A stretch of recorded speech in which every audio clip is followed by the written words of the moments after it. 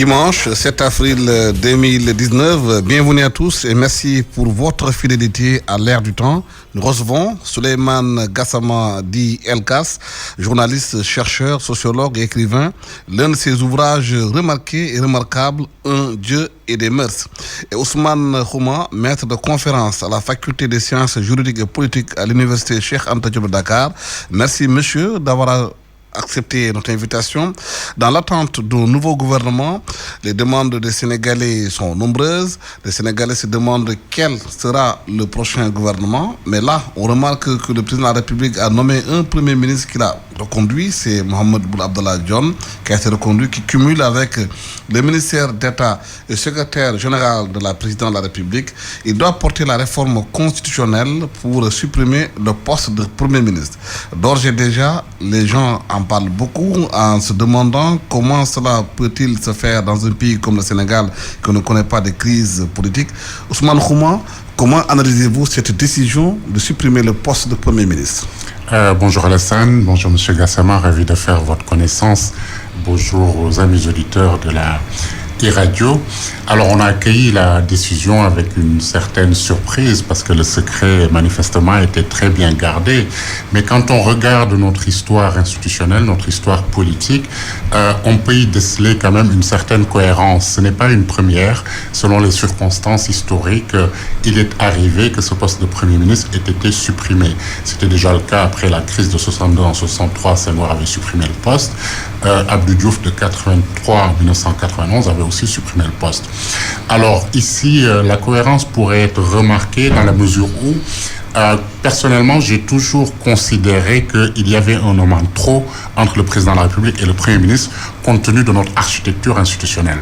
Le président de la République détermine la politique de la nation et c'est le Premier ministre et le gouvernement qui sont responsables devant l'Assemblée nationale d'une politique qu'il ne détermine pas. Donc, d'un point de vue juridique, on mettrait fin à cette incohérence. Mais je crois que la raison majeure de cette innovation est à rechercher sur le terrain plutôt politique. C'est-à-dire second et donc dernier mandat.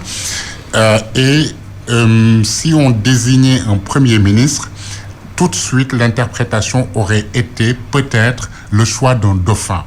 Et donc un premier ministre qui passerait son temps non pas à travailler pour les 5 ans, mais sans doute à lorgner le fauteuil présidentiel. Et on voit déjà quelques bagarres de positionnement qui ne vont pas tarder à se faire jour au sein de la coalition présidentielle. Donc d'un point de vue juridique, ça a une cohérence. Le caractère présidentiel du régime sera plus marqué, c'est-à-dire que le président a décidé de prendre les choses en main. Il est à lui seul l'exécutif, plus de Premier ministre. Les autres sont ses collaborateurs. Il y aura une séparation plus stricte des pouvoirs. Il faudra voir jusqu'à quelle mesure le caractère présidentiel sera marqué compte tenu des réformes qui seront faites. Mais manifestement, on a pris un tournant présidentiel, gommant ainsi les aspects parlementaires qui rendaient le régime un peu hybride. Donc constitutionnellement, juridiquement, ça peut avoir une certaine cohérence. Et puis politiquement, ça permettrait d'avoir une équipe qui travaillerait pour ce second mandat. Et donc, la compétition électorale n'est pas encore ouverte parce qu'on ne pourrait pas interpréter la désignation d'un Premier ministre comme étant le dauphin constitutionnel du président. Souleymane Elkas, vous partagez la même analyse? Oui, bonjour Alassane. Je suis ravi de passer cette matinée de dimanche en votre compagnie. Alors, je n'ai pas grand-chose à ajouter à cette brillante démonstration chronologique qui s'appuie sur des faits qui ont jalonné notre histoire. Ce que je pourrais dire, c'est que ça implique une transformation maintenant de la perception. On a toujours parlé dans les analyses politiques et puis dans la représentation du pouvoir du binôme exécutif comme d'un couple. Alors, c'est un couple qui va devenir maintenant un peu orphelin, avec des pleins pouvoirs d'ailleurs que l'on trouvait déjà excessifs aux mains d'un seul président, dans un présidentialisme assez débordant en fait de son lit initial. Mais j'ai envie de mettre un focus sur un point qui me paraît essentiel. C'est pour l'instant c'est un coup politique. C'est un coup politique parce que c'est misé, c'est parier sur quelque chose. Le pari, on peut pas préjuger de ce qu'il donnera avant que l'expérience ne soit franchie. Alors ce que ça pose comme question, en fin de compte, c'est de pouvoir analyser comment le président de la République pourra opérationnellement se passer d'un Premier ministre tout en essayant de garder des équilibres démocratiques. Comment rééquilibrer les pouvoirs dans le pays, donner sa pleine mesure, je veux dire, aux autres sphères, à la sphère de la justice, à l'exécutif dans sa pluralité qui a été historique et traditionnelle. Comment garder un épicentre qui ne dévie pas ou qui ne bascule pas vers une concentration abusive des pouvoirs. Ça, c'est une question qui reste ouverte et la surprise du chef ne peut pas pour l'instant donner des garanties sur ce point. Alors, Monsieur Khouma a dit quelque chose qui me paraît essentiel. C'est très très juste. C'est peut-être pour anticiper les conflits de Dauphinat qui ont paralysé d'ailleurs l'appareil exécutif pendant très très longtemps, où les compétitions ont très vite fleuri. Essayant d'ailleurs de changer le cœur de la politique vers un cœur de compétition en quelque sorte, dont on peut déplorer le caractère parfois malsain. Comment, dans ce cas de figure, voir l'évolution politique sénégalaise sans Premier ministre? On peut être optimiste en tout cas sur un fait. On peut être optimiste sur le fait que Macky Sall a envie de faire un coup, mais maintenant, il est face à une page de l'histoire, une page vierge, montrer qu'il est capable de se passer de Premier ministre, d'administrer son gouvernement comme il le souhaite, et puis inclure tous les corps qui constituent l'alliage démocratique du pays. Si j'ai une opinion personnelle qui relèverait d'une analyse teintée quand même d'une pensée personnelle, aujourd'hui, la transformation, la réforme constitutionnelle, si elle peut avoir une vertu, elle doit être de portée plus significative et de portée beaucoup plus profonde. Alors, ça relève même de l'épiphénomène, ce que l'on voit aujourd'hui. Quand on voit les besoins du pays, quand on voit la nécessité d'une transformation, l'urgence sociale qu'il y a dans le pays, ce ne sont pas de petits maquillages constitutionnels qui vont venir transformer la chose. Et puis l'analyse politique, c'est trop cantonné dans le pays à l'analyse des cadres. Nous sommes captifs des cadres, des situations, des coups, des annonces, sans jamais entrer dans la profondeur des sujets, c'est-à-dire le vécu, le quotidien, la mentalité des Sénégalais. Je pense que ce sont des problèmes qui sont infiniment plus grands que les problèmes pour savoir quel est l'attelage qui est employé ou pas. Et je pense que dans la suite de l'émission, nous aurons l'occasion d'entrer en profondeur dans ces sujets-là. Oui, mais justement, beaucoup estiment, des constitutionnalistes qui sont intervenus sur cette antenne, estiment que le fait de supprimer le poste de Premier ministre va toucher pratiquement plus de 40 articles de la Constitution. C'est tout complètement un changement de régime, selon eux. Mais bien évidemment. C'est-à-dire que quand vous avez un exécutif bicéphale à deux têtes et où le Premier ministre et le gouvernement sont responsables devant l'Assemblée nationale, vous avez ce caractère parlementaire-là du régime. À partir du moment où vous supprimez le Premier ministre, vous basculez vers le caractère présidentiel du régime. Et donc, ça traverse l'essentiel de nos articles, l'essentiel du pouvoir exécutif. Et puis même la séparation plus stricte qu'il devrait y avoir comme conséquence par rapport au législatif. Est-ce que le président, dans ce cas, va quand même garder le droit de dissolution? Et qu'adviendra-t-il de la responsabilité d'un gouvernement qui n'existe plus en tant que tel devant l'Assemblée nationale? Donc c'est un changement très profond.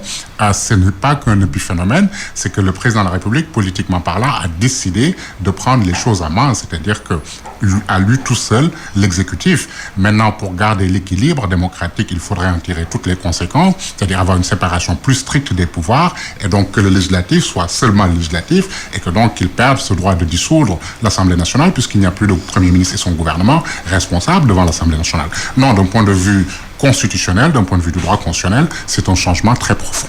Et ces changements aujourd'hui, quelles sont les conséquences que ça peut avoir? Est-ce que si on va dans ces changements, on doit aller vers un référendum ou bien on doit aller vers des réformes constitutionnelles présentées à l'Assemblée nationale? Pas nécessairement vers un référendum. On a eu trop d'échéances électorales. Il y a deux possibilités de modifier une constitution, soit par voie parlementaire, soit par voie référendaire. Il semblerait que cette fois-ci, on ait choisi d'utiliser la voie parlementaire puisque le président il dispose d'une majorité qualifiée et que donc la réforme pourrait se faire simplement par voie parlementaire. Et on parle, Elgas, de dialogue. Le président a parlé avec l'opposition, avec la société civile. En procédant ainsi, est-ce qu'on n'est pas en train d'enterrer le dialogue? Oui, alors il y a les mots, il y a les vœux, il y a les faits. Alors pour l'instant, l'appel au dialogue, c'est l'appel au dialogue dans une structure un peu verticale où le pouvoir a encore les latitudes d'une décision que ne peuvent pas contrebalancer ni l'opposition ni d'ailleurs les pouvoirs annexes ou les contre-pouvoirs annexes que sont entre autres la presse. La précision sur l'épiphénomène, elle était juste d'ordre, on va dire, beaucoup plus global dans la discussion. C'est-à-dire, quand on voit les enjeux dans le pays, l'urgence et tout le reste, c'est vrai que on ne voit pas la nécessité ou l'urgence absolue d'une réforme constitutionnelle. C'était juste par rapport à ce point. Après, les implications et les transformations que cette réforme implique sont très très grandes. Et puis d'ailleurs, nous sommes dans une phase plutôt expérimentale, très très fragile. Alors, est-ce que la surprise a été pensée? Voilà, est-ce que c'est une idée qui a une longue histoire, qui se tramait dans la tête de l'exécutif, dans la tête du président de la République depuis très longtemps? On en aura le cœur net. Pour l'instant, je pense qu'il est très très prématuré de tirer des conclusions. Il faut laisser sans doute le pouvoir expliquer davantage, donner de la matière pour que l'analyse politique, la réflexion puisse s'articuler le mieux. Sinon, on est parfois dans des projections, il me semble, un peu hâtives. L'appel au dialogue, on a vu qu'elle a été un peu escamotée pendant tout le processus électoral. On a vu que le dialogue avait beaucoup de turiféraires, beaucoup de gens qui le célébraient, mais le dialogue n'a jamais réellement existé. En atteste d'ailleurs la pauvreté absolue du débat politique qui s'est cantonné à des choses juridiques, à des querelles de chapelle, d'ailleurs habituelles et classiques en pareilles circonstances. Mais il faut arriver à ce que l'agenda médiatique, ce que un auteur français appelle le sens médiatique, puisse inscrire à l'intérieur de ce qu'on doit dire des choses urgentes et des choses essentielles. Il faut que la politique soit, encore une fois, l'arène où on va discuter, on va lutter à la fois d'idées et puis d'idées qui puissent avoir un impact social direct. Le dialogue ne doit pas être décoratif. Le dialogue doit être quelque chose de central, pilote en fait d'une transformation. Je pense qu'on ne mesure pas, encore une fois, dans le pays, l'urgence d'une transformation de grande portée. Alors, ce qui infuse, pour peu qu'on fasse un peu de travaux, qu'on soit dans la discussion directe avec les Sénégalais, ce qui frappe, c'est la déconnexion entre la politique et les élites. Cette déconnexion, pour essayer de la corriger, il faut essayer de réessentialiser la politique au sein des populations, parce que la résignation et la frustration ont fini par écarter deux sphères qui doivent absolument communiquer pour essayer de changer la société. L'un des arguments avancés par le Premier ministre pour parler doucement de la suppression du poste de Premier ministre, c'est de faire ce qu'ils appellent recentrage, resserrer le gouvernement pour qu'il y ait une truc direct entre le président et les décisions qui sont prises par les ministres. Vous pensez qu'ils ont pris la mesure des urgences du pays? Alors, je ne veux pas porter de jugement antérieur à l'expérience. Je ne pense pas qu'on soit dans des procès d'intention pour l'instant. Alors, s'ils le disent, on peut en accorder le crédit et le bénéfice. Mais en tout cas, l'expérience du pouvoir, ce qu'on a vu, on n'a pas eu assez de garanties, assez de gages qui nous rassurent. En fait, le recentrage, on en parle, ça entre en droite ligne dans un lexique très ancien de volontarisme politique qui, à travers le discours, a été de l'ordre de la promesse réitérée, parfois ad nauseam. Mais est-ce que dans les faits, est-ce que dans la gestion politique réelle, quotidienne, dans la gestion des affaires, ils ont montré assez de choses pour qu'on leur fasse confiance? Je ne le crois pas. Il faut que la politique sorte de l'ordre juste des annonces pour embrasser le champ du réel. Et de ce côté-là, il reste beaucoup à faire. Mais ce gouvernement, c'est un nouveau gouvernement qui va prochainement émerger. Et c'est un gouvernement avec cette réforme majeure qui a les cartes à main, qui a peut-être pas un blanc-seing, mais qui a une carte blanche pour essayer de mener à bien un projet qui a reçu l'adhésion de la majorité des Sénégalais. Mais voilà, là, il y a une chance. Il ne faut pas qu'elle soit une énième chance ou une chance de plus. Et il nous appartient aux journalistes, aux analystes, aux citoyens lambda d'être dans la veille perpétuelle pour que les engagements soient tenus. Parce que le combat politique ne doit pas être laissé aux seuls politiques. Il faut que la transformation soit inclusive. Inclure toutes les composantes de la société. Et je pense qu'une sociologie politique et électorale sénégalaise est nécessaire pour contraindre les politiques à l'exigence de résultats. Justement, c'est là la grosse question. Contraindre les politiciens à exécuter, à respecter ce qu'ils disent. On a vu le président faire le discours d'investiture, et il y a eu beaucoup de choses qui ont été dites. Il parle de discipline, de reprise en main du pays, en parlant même de, quelque part, excusez-moi le terme, de ce bordel qui est à Dakar, où chacun fait ce qu'il veut. Est-ce qu'aujourd'hui, il a les moyens politiques de faire ce travail qu'il demande, compte tenu des lobbies dans ce pays, compte tenu de ceux qui justement occupent ce terrain-là, les trottoirs dans ce pays-là, ce soit des jeunes mourides ou des jeunes tidjanes, qui ont des soupapes, entre guillemets, de sécurité par rapport aux confréries. C'est une excellente question. Est-ce qu'il a les moyens de ses ambitions, de cette politique-là? En tout cas, le diagnostic est posé. Il dégage ses priorités. Il constate le problème relatif à la jeunesse, les difficultés des femmes, notre cadre de vie, la nécessité de réformer l'administration. Et à partir de ce moment-là, vous posez la question, est-ce qu'il aurait les moyens de ses ambitions? J'ai envie de répondre en deux temps. Je veux dire, juridiquement, en tant que juriste, rien ne l'y empêche.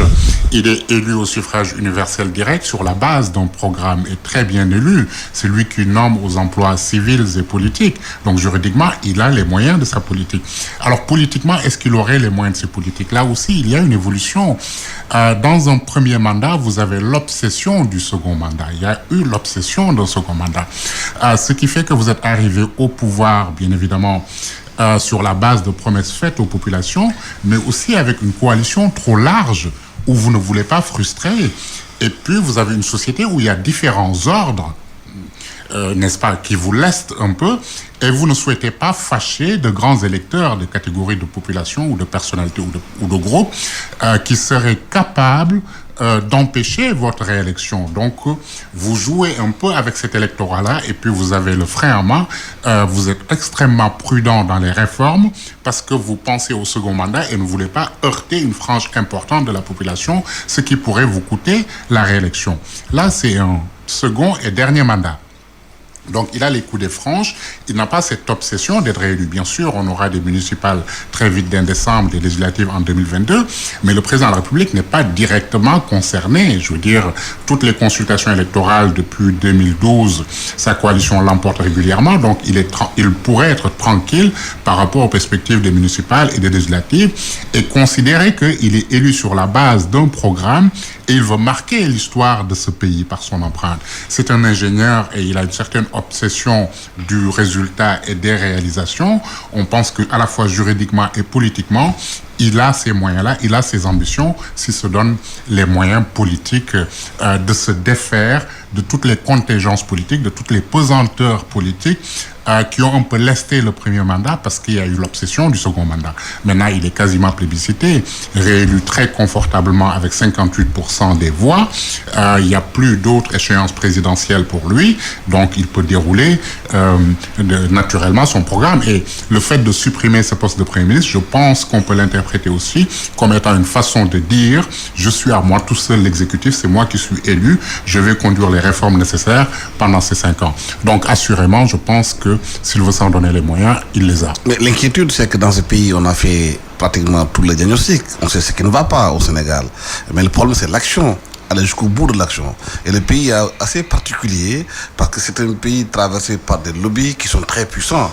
Est-ce que, quelle que soit la volonté qu'on a, on ne décide pas de faire face à ces lobbies dans ce pays qui peuvent vous empêcher d'aller au bout de votre objectif? Oui, c'est pas d'ailleurs l'apanage du Sénégal. Partout, on a des bâtons dans les roues, on a des lobbies, on a des pressions, on a des ennemis d'ailleurs d'une transformation qui sont tapis dans l'ombre ou qui ont une grande puissance, comme vous le mentionnez si bien, s'agissant du Sénégal. Mais avant de répondre à la question, il faut quand même relever une certaine forme de bizarrerie post-électorale. C'est l'expectative générale dans laquelle on est, cette forme de temps perdu. Torpeur. Voilà, de temps perdu. Et puis, le plébiscite, il est réel arithmétiquement, mais il y a une forme de désaffection aussi au niveau de l'opinion. Et on a vu d'ailleurs l'attitude de l'opposition. On a tendance à la rayer de la carte aujourd'hui. Elle a fait un chiffre qui était assez honorable 41%. Pour une opposition. Voilà, 41%. Et il faut prendre en considération que l'opposition n'a toujours pas reconnu d'ailleurs en quelque sorte le chef de l'État. Alors c'est peut-être des querelles propres aux chapelles politiques de manière générale, mais il faut prendre en considération cela, c'est-à-dire la traduction de l'arithmétique à la vérité sociale, elle est un peu difficile. Les groupes de pression. Alors, moi, mes sujets, de manière générale, en tout cas dans mon ouvrage, j'ai essayé de les compiler, de les analyser. C'est comment les entraves et les pesanteurs à la fois sociales, religieuses, traditionnelles peuvent entraver l'évolution et le courage politique. Alors, on est dans ça. Il faut essentiellement avoir du courage. Le courage suppose quoi? C'est le goût de l'impopularité. Un président qui veut satisfaire tout le monde, qui est dans une optique, comme le disait M. Rouma aussi, de réélection et qui pour cela sacrifie à quelques compromissions, ne peut pas avoir ce courage nécessaire-là, ce courage, cette fibre importante pour transformer les choses. Mais maintenant, il a un mandat. Alors, je ne serai peut-être pas aussi catégorique parce que les discussions sont encore de l'ordre, en tout cas, de l'inconnu pour l'instant. Nous ne sommes pas dans le secret des dieux. Mais admettons que l'hypothèse soit l'hypothèse qui domine et qu'il s'y tienne, qu'il fasse un dernier mandat. Il a l'occasion de sortir par la très, très grande porte. Par la très grande porte en posant les jalons symboliques d'un bilan qui restera gravé dans l'histoire du Sénégal. Et s'il échappe à l'essentialisation du pouvoir dans son caractère un peu divin, presque monarchique, en rééquilibrant toutes les forces et puis en osant défier tous les lobbies, quels qu'ils soient, et en essayant de faire émerger comme centralité et décisive, je veux dire, la volonté populaire et puis le bien-être de tous les Sénégalais, alors oui, là, il sera évalué correctement. Et je pense, Macky Sall a donné parfois quelques gages, il a rétropédalé, il a montré parfois des choses qui ont été reçues par la presse, saluées, et quelques mois, quelques années après, il a un peu cédé sur certaines positions qui sont essentielles. Le courage politique ne se décrète pas. Mais justement, est-ce qu'on n'est pas dans une situation dans ce pays où la gangrène est telle que... Oui. Qu'il est extrêmement difficile de vouloir changer les choses si les Sénégalais eux-mêmes ne veulent pas le changement. Mais si la politique renonce, ce serait terrible. si la politique renonce. Le levier étatique, dans les pays dans lesquels nous sommes, des pays très très faibles, qui dépendent encore des perfusions de divers ordres, que ce soit les aides publiques au développement, les investissements directs à l'étranger, ou même l'argent des migrants, comme on l'appelle. Voilà. Dans un pays avec de faibles marges de manœuvre économiques, le seul levier, c'est le levier politique dans la transformation. L'État est le principal employeur au Sénégal. L'État est le levier décisif pour changer. Si l'État capitule, si l'État se résigne, comme d'ailleurs on peut en voir les signes dans certains ministères, dans la résignation globale, alors oui, le message qu'on envoie à toute la population est un message défaitiste. Mais moi, j'ai envie d'avoir une certaine forme d'optimisme et d'espoir en pensant que la parole politique doit rejoindre impérativement la parole intellectuelle. C'est que la démission des politiques n'est consécutive qu'à la démission des élites intellectuelles. Les élites intellectuelles auxquelles d'ailleurs on peut adjoindre les élites religieuses. Nous sommes dans une forme d'oligopole. L'oligopole, il regroupe trois forces majeures. Alors, la force politique, naturellement, la force économique, qui est très, très diverse et très plurielle dans sa composition, et puis la force religieuse. Alors, on est un peu dans des dialogues de caste, quasiment, des transports affectifs, des retours de gratitude, et tout cela est assez, quand même, éloigné des préoccupations des populations. Mettre un grand coup de pied dans cette fourmilière, ça demande un courage immense. Et les politiques ne peuvent pas être laissés de manière très très solitaire ou de manière esselée dans cette tâche-là. L'appel que l'on doit formuler, c'est que la parole intellectuelle daigne arriver sur la table dans l'arène. Cette parole politique, elle doit être aussi accompagnée par l'éclairage, la veille, le courage aussi journalistique, de ne pas être dans les coteries, dans les réseaux, et de pouvoir faire émerger l'intérêt central comme l'objectif majeur. Donc, il ne faut pas attribuer aux autres les responsabilités qui sont les nôtres, qui sont collectives. Je pense que la transformation pourra avoir une amorce à partir du moment où tous les segments seront inclus dans le processus national. La fourmilière, c'est aussi l'administration. Le président en a parlé en disant qu'il va privilégier le fast-track pour que les gens travaillent vite et bien dans l'administration sénégalaise. Tout le monde reconnaît que le Sénégal, de façon globale, a une bonne administration. Mais les pratiques aujourd'hui qu'on remarque dans l'administration sénégalaise font partie des goulots d'étranglement. Est-ce qu'il est capable de faire ce coup de fourmilière pour changer les choses de l'intérieur? Alors, vous revenez encore sur la question de savoir est-ce que le président de la République est capable de faire. Je veux dire, il a une légitimité à nul autre pareil, c'est notre système qui le veut, élu au suffrage universel direct, nommant aux emplois civils et militaires. Je veux dire, c'est un monarque républicain, d'après notre constitution. Je parle souvent du décalage entre le discours et la réalité des faits. Donc après, c'est une question de volonté politique de faire. Alors, l'administration, c'est un exemple très intéressant que vous donnez, parce que la raison d'être de l'administration, c'est la satisfaction des besoins d'intérêt général. Alors là, ça met en prise tout de suite deux catégories de personnes, les agents de l'administration eux-mêmes et les administrés qui sont des usagers. Donc bien évidemment que l'État, les pouvoirs publics, l'administration, les agents de l'administration doivent savoir ce pourquoi ils sont là. Le service public, c'est-à-dire la satisfaction des besoins d'intérêt généraux. Mais l'usager lui-même, a-t-il conscience de ce qu'est l'intérêt général? C'est ça notre grande question par rapport à notre cohésion sociale, c'est-à-dire comprendre quel est le sens de l'intérêt général, quel est le sens du bien commun, quel est le civisme, quelle est la citoyenneté qu'on doit faire. Donc, il est nécessaire, bien évidemment, de réformer cette administration, de mettre un grand coup de pied dans cette fourmilière, comme il dit, mais l'exemple de l'administration est un exemple vraiment emblématique parce qu'on est au cœur de ce qui fait l'intérêt général dans un pays. Monsieur Gassama l'évoquait tout à l'heure, c'est-à-dire que dans le parcours de nos États, on a des administrations du développement, c'est-à-dire en l'absence d'une élite qui serait dans le secteur privé, etc., l'administration a été souvent une administration du développement. Et donc, c'est cette administration qui est censée tirer la société vers le haut. Mais donc, l'idée de service public, le sens du service public, l'école publique, l'hôpital public, etc., c'est quelque chose d'extrêmement important dans des pays en développement. Mais ça ne peut fonctionner que s'il y a un certain comportement citoyen, c'est-à-dire l'usager lui-même doit savoir quel est l'intérêt général, c'est-à-dire est-ce que ses droits sont bafoués et qui saisir pour faire respecter ses droits le cas échéant, mais aussi est-ce que lui-même s'acquitte de ses devoirs citoyens, vient de civitas, avoir droit de cité, c'est-à-dire on a des droits et des obligations aussi. Et si le politique, pour revenir à votre toute première question, n'est pas en mesure de réformer l'administration et même d'autres choses dans la société, il sert à quoi de s'engager alors en politique? Je veux dire, il sert à quoi d'avoir autant de pouvoir? Oui, nécessairement, c'est une question de volonté politique et il y a cette possibilité-là de conduire les réformes si on y met la volonté et l'abnégation. Pour avancer dans le pays, on a toujours parlé de la perte de valeur au Sénégal.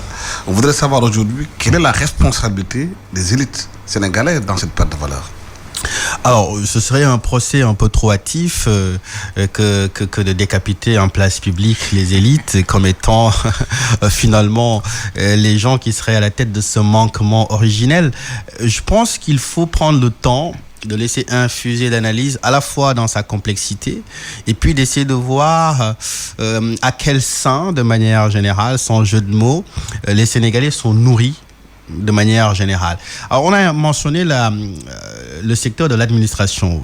L'administration à la fois de développement, hypertrophiée, très très codifiée, qui avait un rôle à jouer et qui a d'ailleurs dû faire face à des chocs historiques, chronologiques, comme les ajustements structurels et tout le reste. On a rogné le budget de manière très très violente, ce qui a pu freiner la voilure et l'avancement.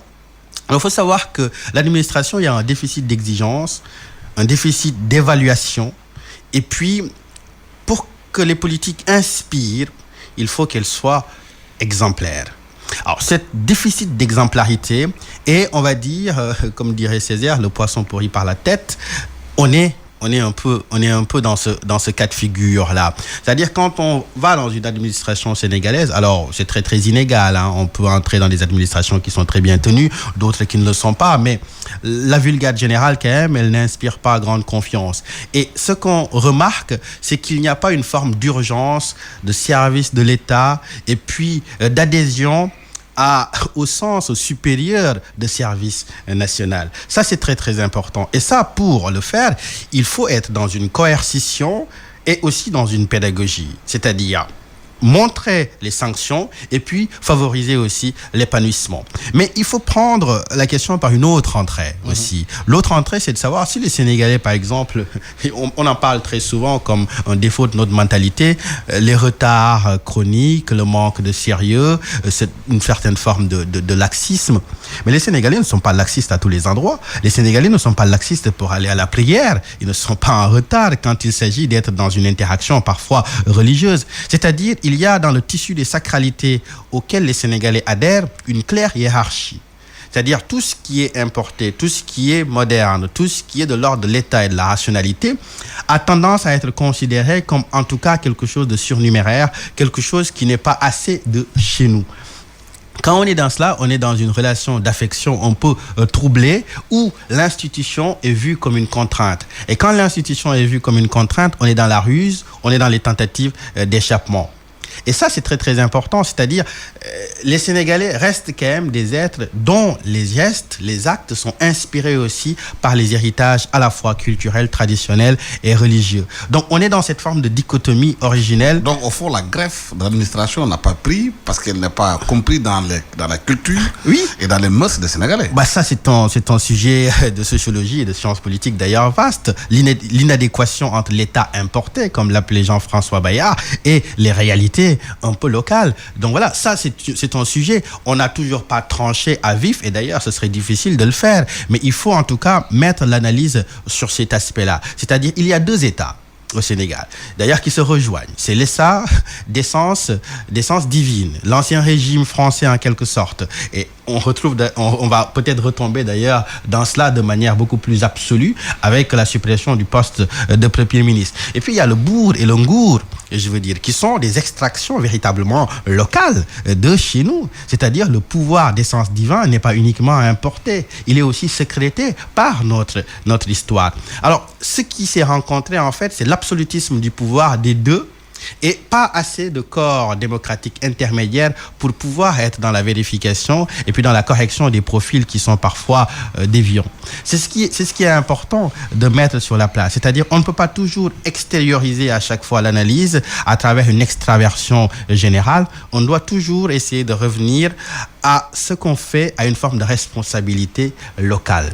La responsabilité, c'est une exigence à la fois des politiques et des citoyens. Alors on dit très, très souvent, oui, les Sénégalais, on ne peut pas changer leur mentalité. Alors on tend un micro à un enfant de 10 ans, on lui dit qu'est-ce qu'il faut changer, il dit qu'il faut changer les mentalités. Ça devient générique, ça devient un refrain. Mais comment on fait concrètement? Ça suppose une forme de désaliénation de soi-même. Ça suppose même de retrancher dans notre corpus de certaines valeurs dont on a été biberonné depuis l'enfance.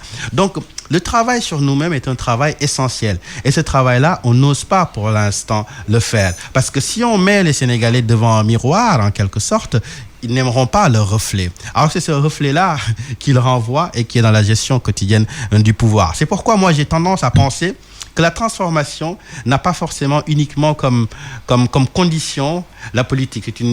C'est une donnée majeure, mais elle doit aussi être par le bas. Et par le bas, c'est l'école. Par le bas, ce sont les intellectuels. Par le bas, c'est l'université. Il faut que l'université redevienne un sanctuaire de l'échange, un sanctuaire de contestation. Toutes les grandes idées politiques et toutes les grandes figures politiques de ce pays avaient cette épaisseur, ce cuir tanné politique et intellectuel.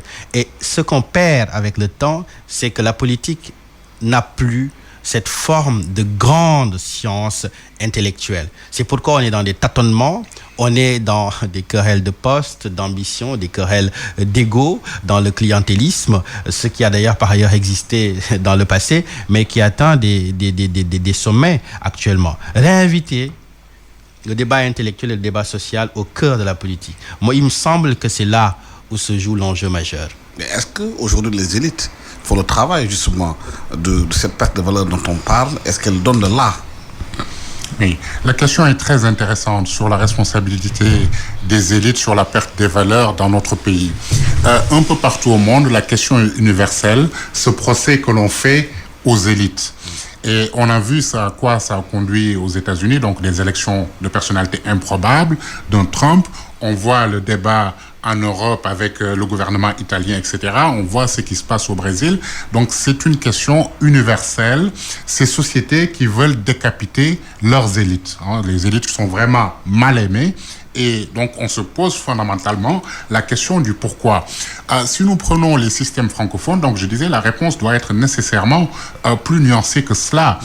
Je considère qu'une société a besoin de son élite, parce que c'est cette élite qui tire la société vers le bas.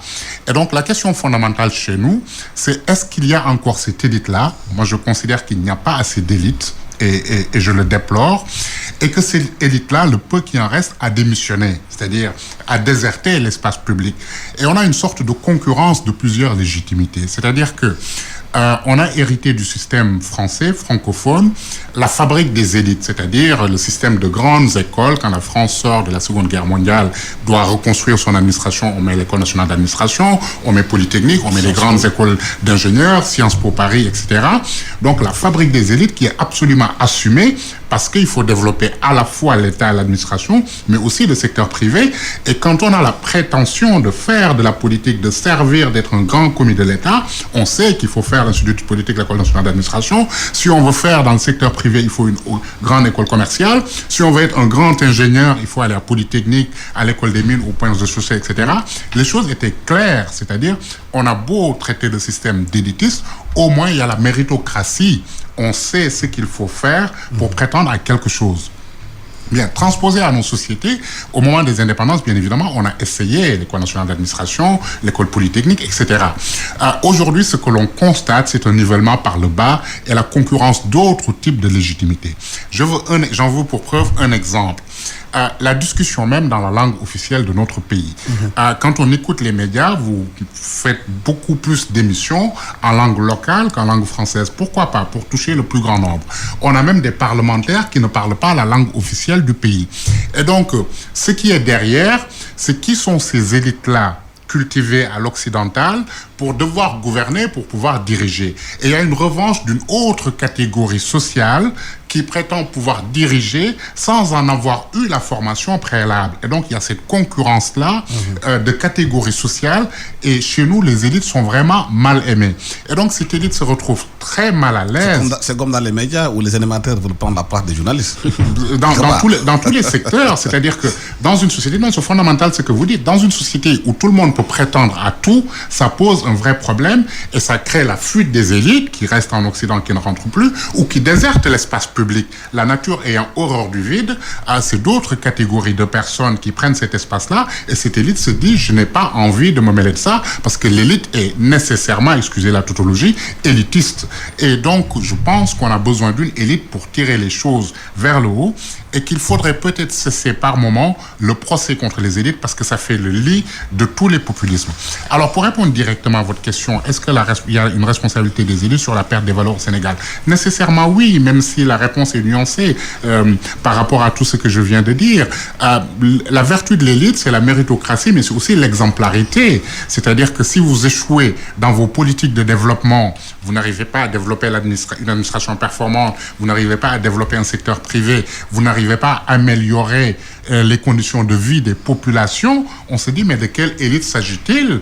Et donc la grogne sociale est là, et il y a d'autres acteurs qui vont prendre cette place-là, et cette élite se retrouve un peu à la marge. Je considère qu'au Sénégal, en réalité, ce dont nous souffrons, c'est un déficit d'élite, de méritocratie, on n'a pas assez d'élite, ou alors l'élite qui reste a déserté l'espace public et l'a laissé à d'autres personnes qui ne sont pas formées pour. Dans cette situation, qu'est-ce qu'il faut faire? Sur quel levier faut-il actionner pour changer en profondeur le pays? Parce qu'on a l'impression qu'il y a un hiatus entre les attentes des populations et la façon dont le pays fonctionne. Oui, alors dans le monde actuellement, c'est vrai que le procès contre les élites, il est intense. On les porte très facilement à l'échafaud comme la cause, voilà, du malheur, en tout cas social, des populations. Il faut il faut quand même entendre une certaine forme de colère.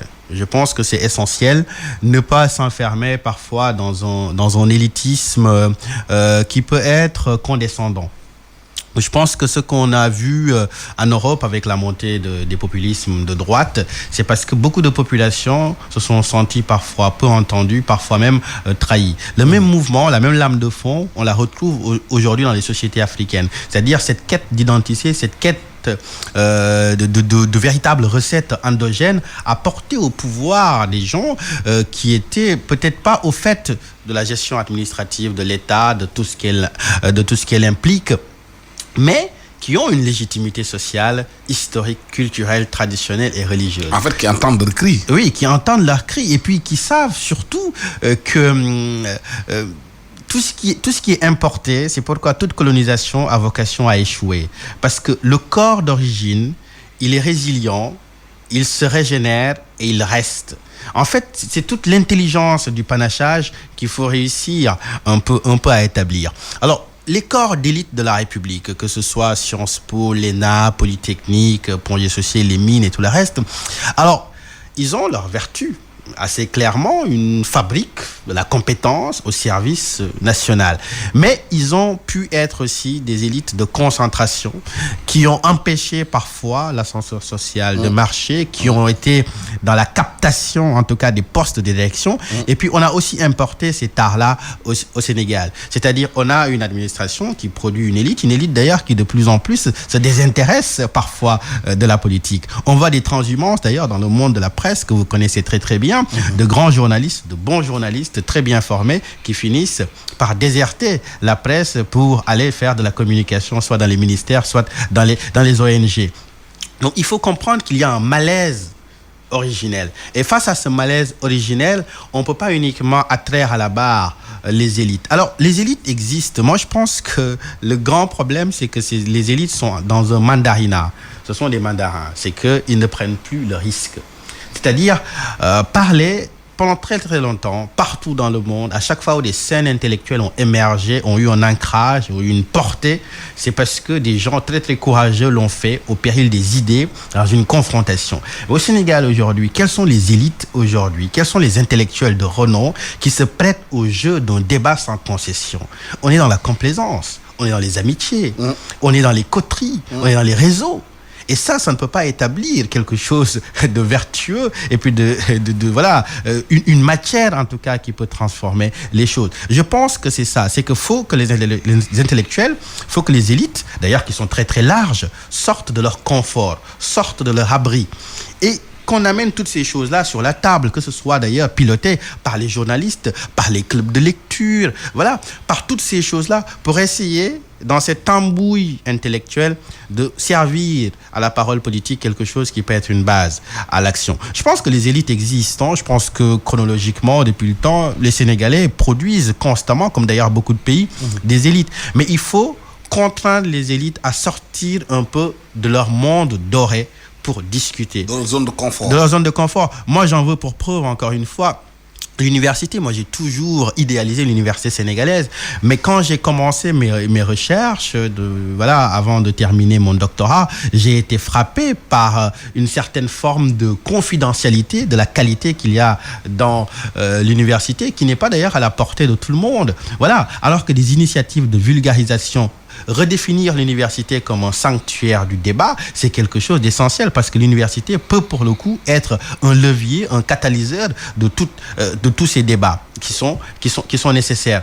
Je pense qu'il faut de plus en plus, et là pour le coup, je pense que les médias peuvent faire quelque chose, essayer de sortir de l'empire et de l'emprise du divertissement pour essayer d'être dans l'impopularité des débats qui sont longs parfois, qui sont ennuyeux, mais qui sont nécessaires. Une société, faut pas l'accepter comme elle est. Il faut accepter des fois de participer à son changement. Les changements sont toujours négatifs, bruyants, produisent des chocs, s'opposent à des résistances. Mais il faut essayer d'aller dans la pédagogie toujours, mais de manière incessible, discuter avec ces réticences-là. Parce que le bien-être collectif est toujours plus souhaitable, en tout cas, que les statu quo qui ne mènent à rien. Est-ce qu'aujourd'hui, l'État a les leviers nécessaires pour changer ce pays?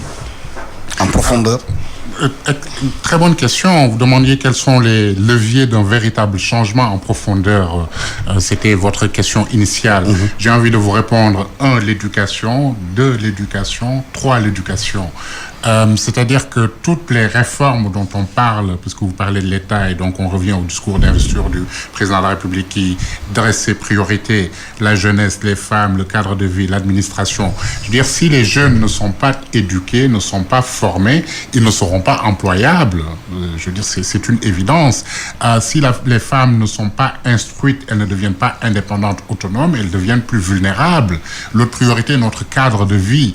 Si vous n'êtes pas éduqué à la citoyenneté, pour respecter le bien commun, vous respectez vous-même et respecter l'espace public, ça ne fonctionnera pas. La réforme de l'administration, si vous n'êtes pas pétri par cette notion d'intérêt général qui dépasse la somme de nos intérêts particuliers, vous ne pouvez pas le comprendre. Et donc, quel est le levier du changement ? L'éducation, c'est-à-dire l'école de la République, l'école publique. On a une catégorie, une génération d'hommes d'État, d'hommes au pouvoir qui doivent absolument tout à l'école publique. C'est-à-dire, il y avait une justice sociale et il y avait une égalité des chances. Et qui n'ont connu, pour le citer, qui n'ont connu que l'école publique. Mais regardez la situation de l'école publique d'aujourd'hui, et donc on veut changer la société, on veut faire un nouveau citoyen. Ça ne fonctionne pas. Ce n'est absolument pas possible. Vous ne pouvez pas confier les enfants de ce pays à des volontaires, des vacataires de l'éducation qui n'ont pas le niveau requis, qui n'ont pas la pédagogie requise, et dire que vous voulez faire un citoyen modèle. Ça ne marche pas. Ce qui fonctionnait, c'est que cette école publique-là assurait une certaine justice sociale, une certaine égalité des chances, et les gens y croyaient. On disait, instruis-toi, éduque-toi, cultive-toi, forme-toi, et tu trouveras un métier qui te permettra de vivre dignement et de participer à la vie de ta communauté. Aujourd'hui, ces enfants qu'on confie à des volontaires de l'éducation, ils parlent de l'université, nous arrivent à l'université, mais croyez-moi, le niveau est assez effrayant. Et quand je disais pas assez d'élite, c'est-à-dire que si même au sein de nos universités, on ne voit plus ces pépites-là qui nous font vibrer, qui nous font aimer ce métier, on se dit, parce que les fondamentaux ne sont pas là. Donc les véritables leviers du changement, c'est 1, l'éducation, 2, l'éducation et 3, l'éducation. Donc est-ce qu'il faut d'autres assises de l'éducation ou bien il faut prendre les décisions qui ont été prises, entre guillemets, je me répète, et les appliquer?